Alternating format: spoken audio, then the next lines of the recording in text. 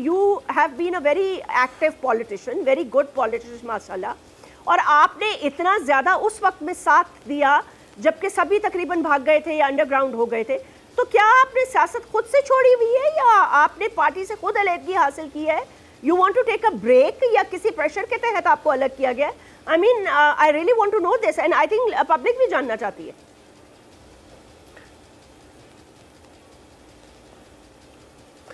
देखिए, मैंने तो कोई ब्रेक नहीं लिया हुआ. सियासत करने के मुख्तलिफ तरीके होते हैं.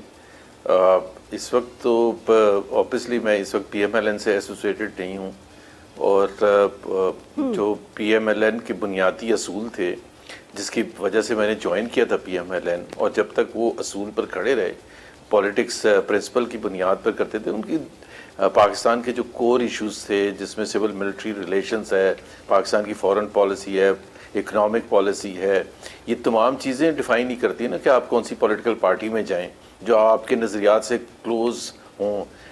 तो जाहिर सी बात है वो जो सियासत मियां नवाज शरीफ कर रहे थे और जो जिसका बयानिया वोट को इज़्ज़त दो था, वो बड़ा एक भारी भरकम बयानिया था.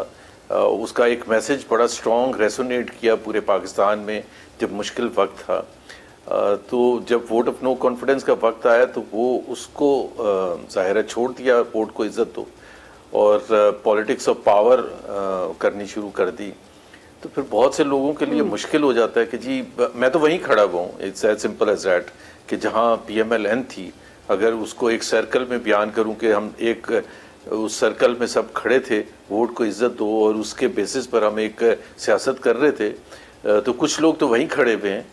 बाकी अगर ज़्यादातर लीडरशिप वहाँ से निकल गई है तो जाहिर सी बात है उसको कोई कुछ नहीं कर सकता. और ये खुद एतराफ़ भी करते PMLN की leadership.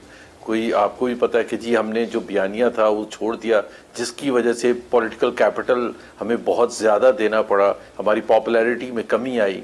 Vote of no confidence के बाद दूसरे जितने बाई इलेक्शंस हुए उसमें भी सामने आया, फरवरी 8 के इलेक्शंस के वक्त भी सामने आया.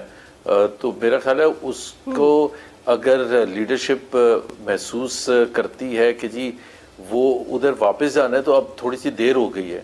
बिकॉज वो जो एंटी एस्टैब्लिशमेंट बयानिया था, एस्टैब्लिशमेंट ये नहीं होता मतलब कि फौज के अल्लाह ना करे, लेकिन कि जी अवाम के का मैंडेट जो है वो होता है सबसे ज़्यादा इम्पोर्टेंट.